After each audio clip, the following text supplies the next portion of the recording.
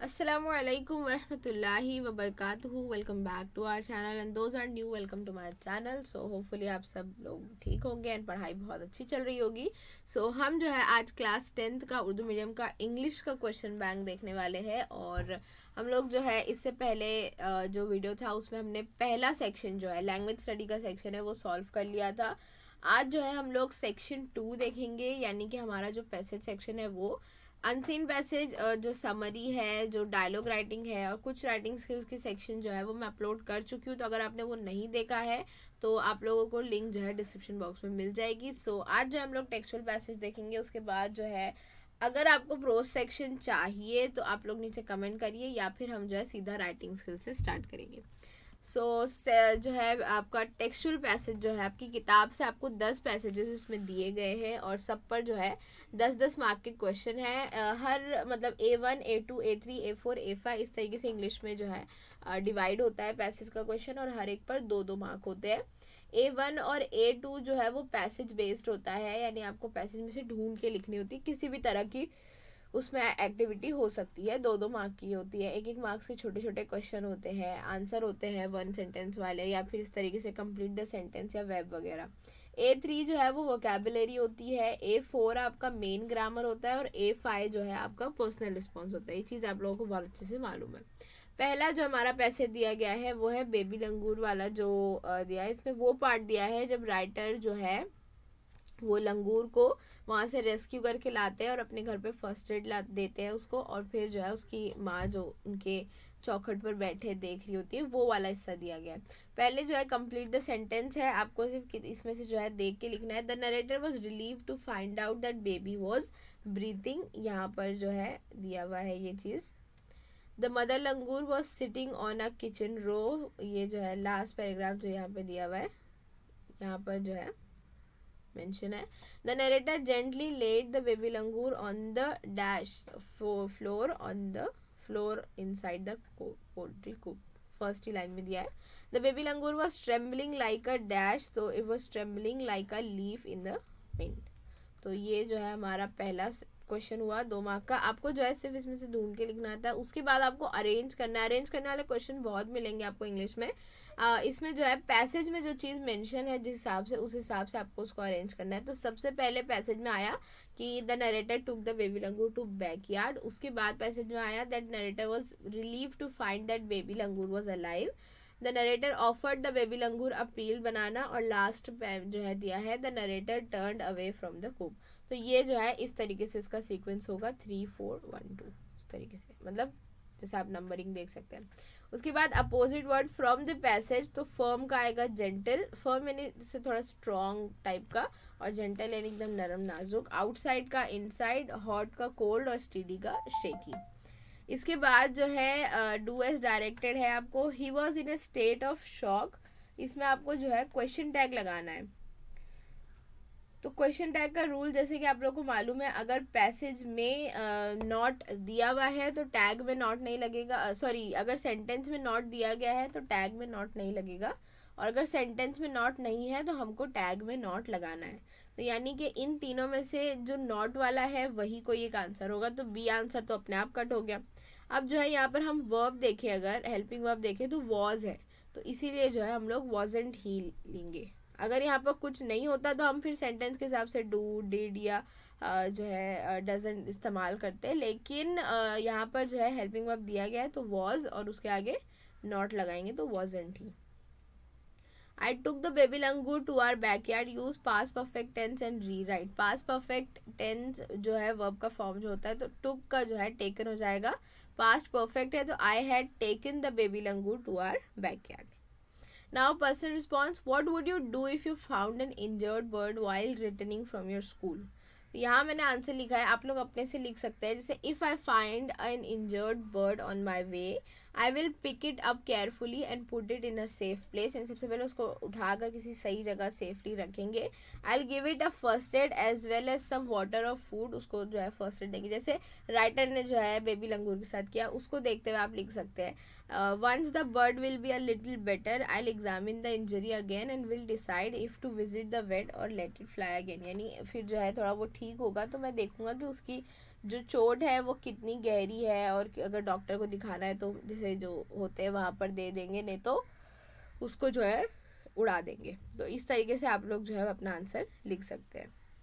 Next है passage number 2, life is like dash. तो यहाँ पर दिया हुआ है, आपको सिर्फ जोड़ियाँ जो है मतलब मैच करनी है। Life is like a trumpet, the quality and quantity of energy impact the result, success is a walk in dark and we need to bring life image.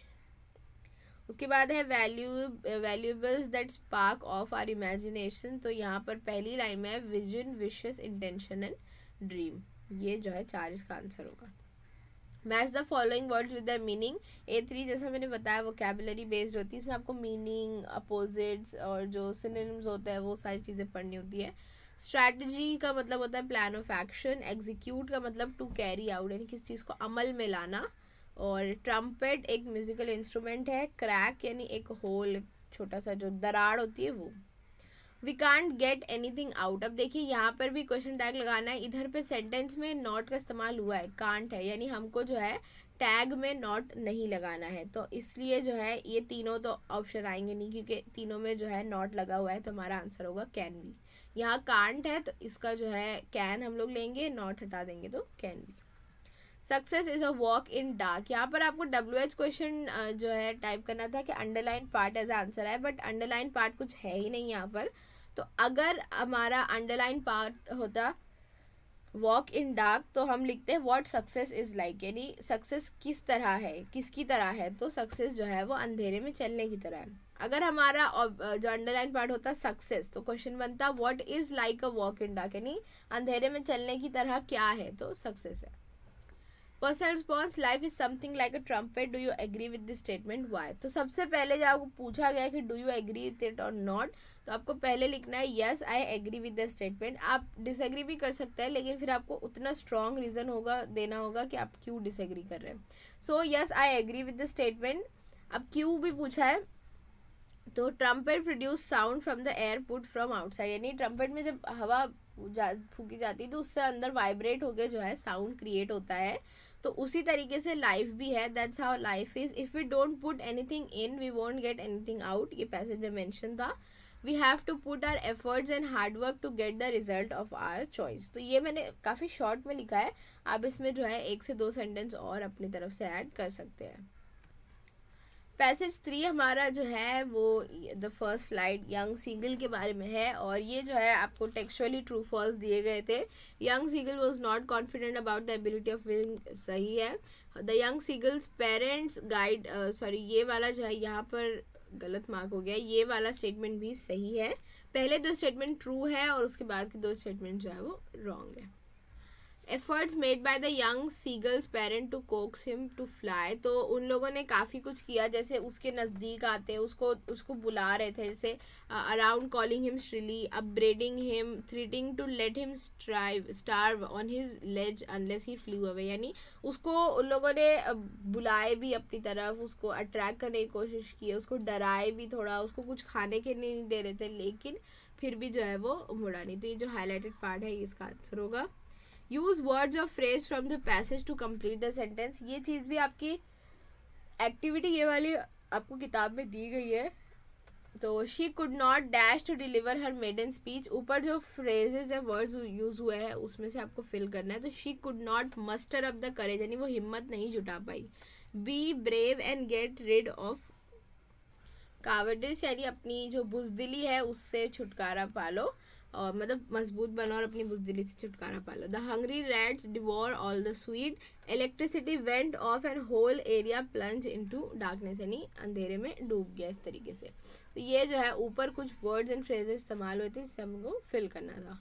Do as directed, he had watched his parents flying, यहाँ पर भी देखें underline present participle and state its function. तो यहाँ पर जो हमारा present participle है, यानी जो ING वाला फॉर्म है वर्ब के साथ, वो हमारा फ्लाइंग होगा। The young seagull could not move, make it affirmative, affirmative यानी पॉजिटिव सेंटेंस, यानी कि नॉट के बिना सेंटेंस। तो कुड नॉट मूव यानी वो हिल नहीं सका, यानी वो साकित था, ठहरा हुआ था या रुका हुआ था। तो the young seagull stayed still. Personal response जो है हमारा, पर्सनल रिस्पॉन्स जो है, why do you think young birds are afraid to make their first flight. तो काफ़ी सिंपल सा आंसर है, young birds are afraid to make their first flight because they have never flown before and are not sure if the wings will support them और not. यानी वो लोग इससे पहले कभी ट्राई नहीं किए, तो इसीलिए वो डरते हैं कि ये चीज़ सपोर्ट करेगी या नहीं। अब क्योंकि बहुत छोटा आंसर हो जाता, तो हम थोड़ा यंग सीगल का जो है रेफरेंस लेंगे। That young seagull was frightened to see the sea around him, he was afraid that he would fall down in the sea. यानी उसको एक डर था कि वो जो है उसके पंख उसका साथ नहीं देंगे और वो समुद्र में गिर जाएगा। Next is passage 4, one of the most interesting story of this book, जो the boy who broke the bank वाले उससे दिया गया है। एंड पहले जो आपको आइडेंटिफाई करना है हु इज़ हु, तो I am the washerman son, who am आई।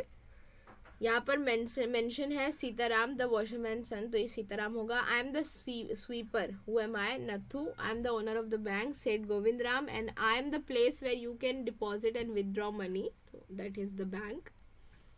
उसके बाद अरेंज करना है, ये भी आपको उसी तरीके से अरेंज करना है जैसे पैसेज में सेंटेंसेस आए हैं। सबसे पहले जो है सबसे पहला जो सीन आया था वो ये था कि सबसे पहला हमारा आएगा Nathu grumbled as he swept the steps of bank. उसके बाद जो सेकंड है, Nathu use the small brown broom hurriedly. Sitaram called out Nathu and Nathu complain about his irregular pay. तो इस तरीके से इसका आंसर है।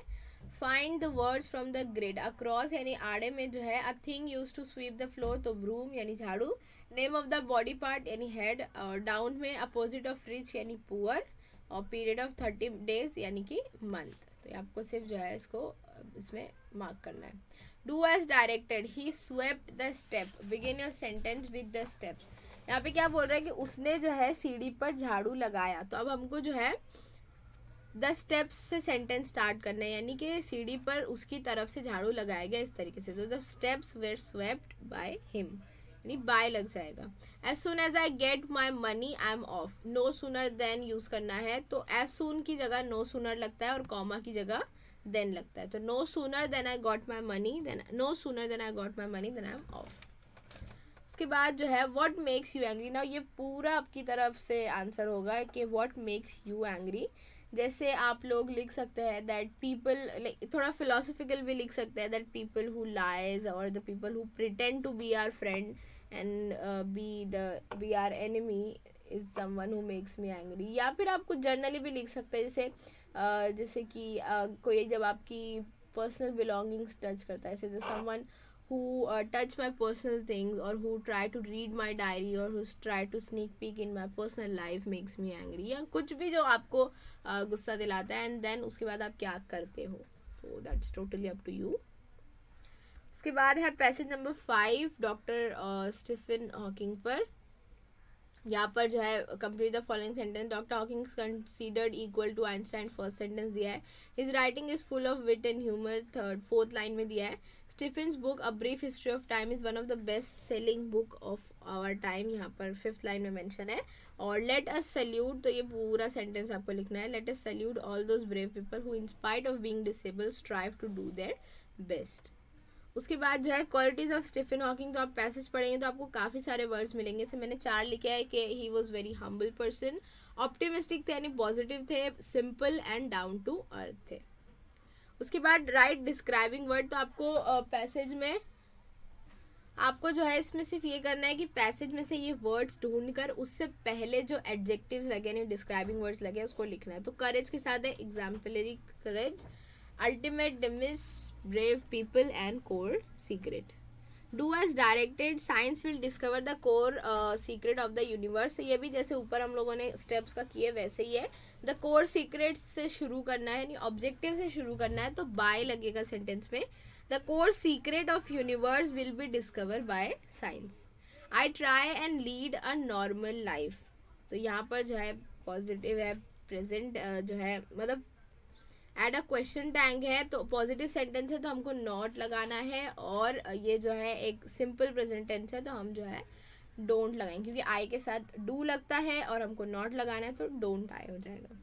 Right a few sentence about a person you know who in spite of being disable work hard and do his और her best.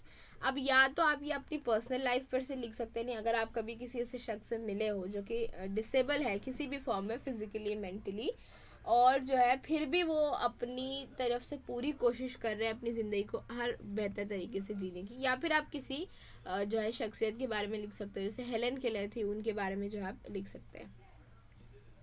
Next है review Swami and friends. तो Swami and friends is authored by R K Narayan. The English used in the book is both simple and plain and simple, the simplicity is added. ये वाला जो है ना, ऐसे normally तो आपको सिर्फ देख के फिल करना होता है, लेकिन ये वाला सेंटेंस ना ट्विस्टेड है थोड़ा। जैसे लास्ट में जो है आपको दिया है, the use of simple and short sentence aids to the simplicity of the book. यहाँ पर आपको सेंटेंस उल्टा पूछा है, यानी कि यहाँ पर बताया कि इन चीज़ों की वजह से सिंप्लिसिटी ऐड हो जाती है, और यहाँ पर सिंप्लिसिटी किससे ऐड होती है ये पूछा नहीं, उल्टा करके पूछा आपको। तो इसलिए थोड़ा आपको पैसेज रीड करके जो है, मतलब एकदम खाली वर्ड टू वर्ड मैच करके नहीं लिखना है, थोड़ा समझ के लिखना है। The simplicity is aided by the use of simple short sentence. यहाँ पर जो है देखिए मैंने पूरा लिखा ताकि आप लोगों को ध्यान रहे कि ये चीज़ जो है, मतलब एक्चुअली किताब में कौन सा स्टेटमेंट है और यहाँ पर पूछा गया है। आपको लिखना एक्चुअली सिर्फ इतना है कि the simplicity is aided by the use of simple and short sentence, यानी कि हमारा आंसर इतना होगा। The book is widely used in Asian continent. Second paragraph second line में लिखा हुआ है, आप पूरा भी लिख सकते हैं। Asian continent as a study text for the student who study literature as a subject at school.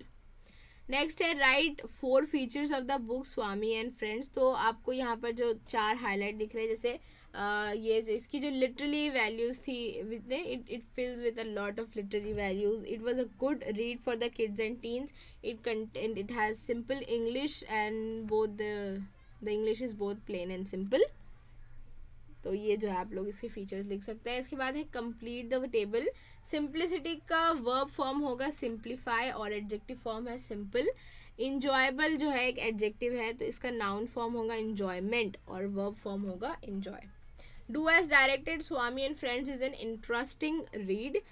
इसको जो है एक्सक्लामेटरी सेंटेंस बनाना। तो एक्सक्लामेटरी सेंटेंस में आप लोगों को याद रखें, ये चीज़ का ध्यान रखिए कि जब भी AN होगा सेंटेंस में तो हम व्हाट लगाएंगे, और जब भी वेरी का इस्तेमाल होगा सेंटेंस में तो हम हाउ लगाएंगे। तो यहाँ पर जो है A या N इस्तेमाल हुआ, N इस्तेमाल हुआ है, तो हम जो है व्हाट का इस्तेमाल करेंगे। तो व्हाट एन इंटरेस्टिंग रीड, पहले हम ऑब्जेक्टिव लिख लेते हैं, व्हाट एन इंटरेस्टिंग रीड, फिर आता है हमारा सब्जेक्ट स्वामी एंड फ्रेंड, और लास्ट में आता है हमारा वर्ब इज। तो what an interesting read Swami and friend is, और फिर लास्ट में हमारा एक्सक्लेमेटरी मार्क होगा। The English used in the book is both plain and simple. Use not only but also, तो and की जगह पर जो है लगता है but also। तो the English used in book is not only plain but also simple. What qualities of R.K. Narayan as a writer you come across in the passage? तो देखिए अब यहाँ पर क्या चीज़ें मेंशन की गई थी, that he the things he wrote was filled with literary values. It was a good read for the kids and teens and the English was pretty simple. तो यही चीज़ आपको अपने सेंटेंस में लिखनी है कि the work of R.K. Narayan is specially made for the kids and teens of the society. It was, आप ऐसा क्यों बोल रहे हैं? Because the English used in the book was simple, still kinda attractive. It was not filled with a lot of hard and tough grammars, but with just simples and short sentences and phrases.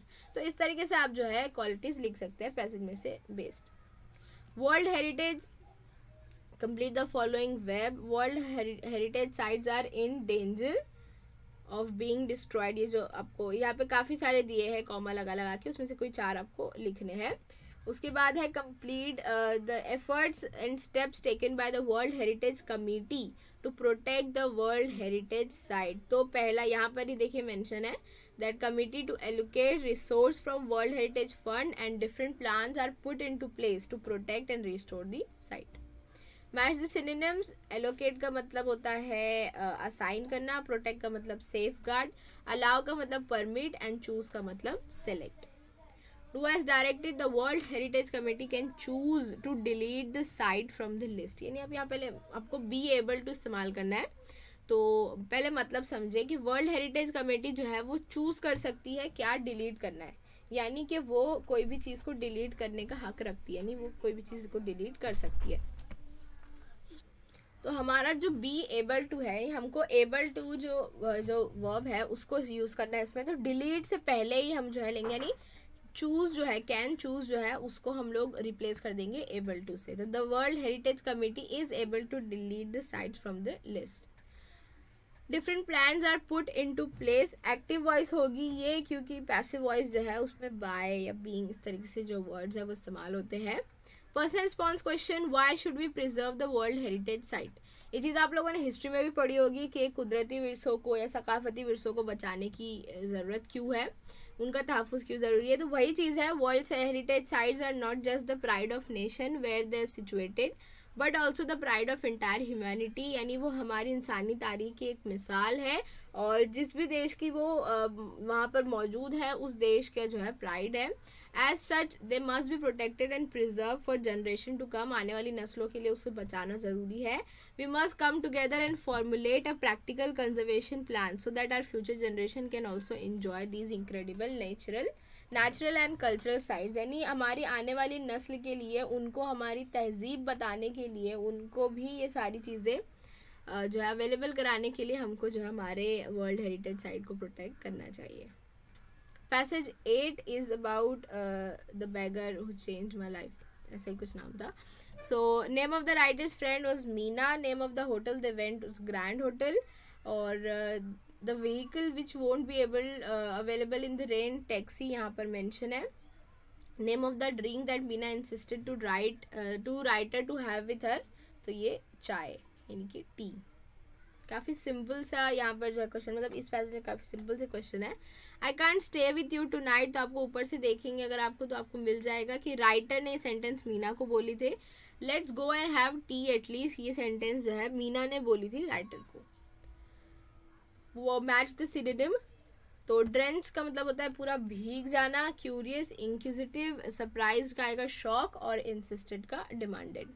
I was very surprised, इसको भी जो है exclamatory sentence choose करना है। तो जब मैंने आपको कहा था वेरी जो है उसका हाउ लगेगा हमेशा, तो इसीलिए जो हम हाउ वाला देखेंगे। अब यहाँ पर दोनों सेंटेंस में देखिए डिफरेंस क्या है कि इसमें जो है लास्ट में वर्ब है और इसमें जो है वर्ब मतलब वॉज जो है वो पहले है। तो हमेशा जो है एक्सक्लेमेटरी सेंटेंस में वर्ब जो है वो लास्ट में लगता है। तो how surprised I was. We won't get a taxi in this rain, I grumbled. Complete the sentence to change into indirect speech. तो सबसे पहले ये जो लास्ट का पार्ट है I grumbled, उसके बाद जो है लगेगा that. We won't का जो है would not जाएगा, तो that we wouldn't get a taxi in this rain. How do you react if you happen to meet any old friend of yours? Now that's totally up to you कि आपको आपके actually क्या reaction होते हैं। That you'll be I'll be very happy if I suddenly bump into my old friend, one of my friend from my school life, and we'll talk about our old memories together. इस तरीके से आप जो है चीज़ें लिख सकते हैं, या फिर आप ऐसा भी लिख सकते हैं कि आपको इतनी ज़्यादा खुशी नहीं होगी। That totally depends on you. और पर्सनल रिस्पॉन्स में नेगेटिव पॉजिटिव दोनों आंसर एक्सेप्ट किए जाते हैं, बट वो लॉजिकल होने चाहिए। अब जो है कैलाश सत्यार्थी वाला पैसेज है लेट्स मार्च का। Mention any 4 form of violence against children, तो यहाँ पर जो है देखिए हाईलाइटेड है। इस काफ़ी 4 से ज़्यादा दिए गए, आपको सिर्फ 4 लिखने हैं उसमें, तो ये आंसर होगा। उसके बाद है कैलाश सत्यार्थी चैलेंजेस, तो ये यहाँ पर मैंने 2 लिखे हैं, लेकिन यहाँ पे आपको 3-4 है। ये जो बॉक्स आपको दिख रहा है इसमें जो है उन्होंने जिस चीज़ को चैलेंज किया था वो सारी चीज़ें वहाँ लिखी है। अलाउ सिनोनिम आएगा अलाउ का परमिट करना यानी किसी को इजाज़त देना। शेक, ट्रेम्बल, एंड, फिनिश और silence, quiet. Childrens are questioning are in action, choose the correct passive voice. तो are in action was questioned by children, be होगा सही। She ask me why did you not come earlier, ये भी देखिए indirect speech करनी है but आपको choose करना है। तो she ask me why, she ask me, तो ये जो यू है ये आई हो जाएगा, तो why I did not come earlier.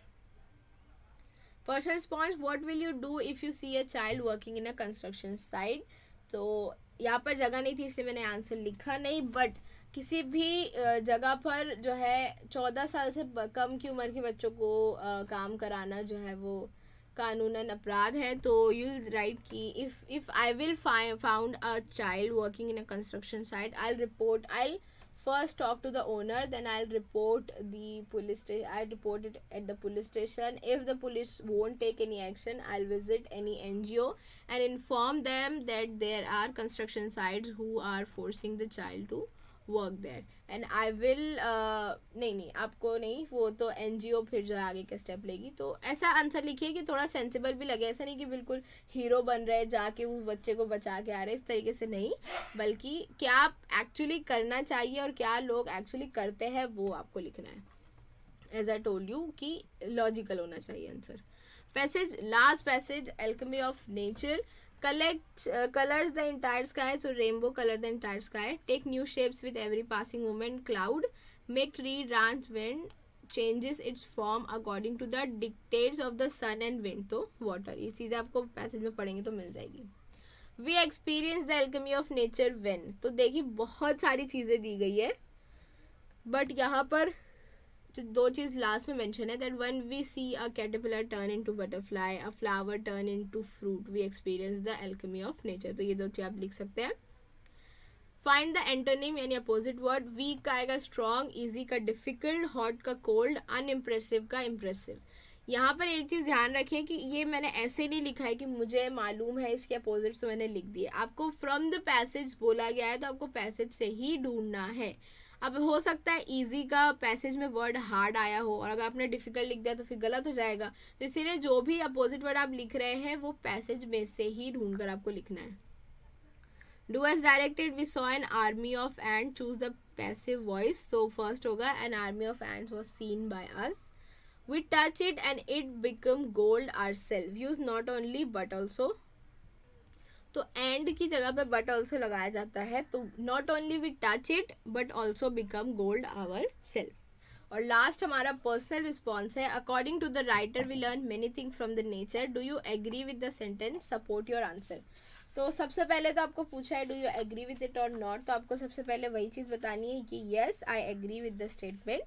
Now अगर आपने चैप्टर पढ़ा होगा तो यू नो कि नेचर से आप लोग बहुत सारी चीज़ें सीख सकते हैं. जैसे आप नेचर से सीख सकते हैं to be constant, to change yourself with the changes around you. यानी नेचर जिस तरीके से जो है अलग अलग चेंजेस के साथ घुल जाता है, उस तरीके से वो being constant, being helpful to each other और to the other, to be in a service to the humanity.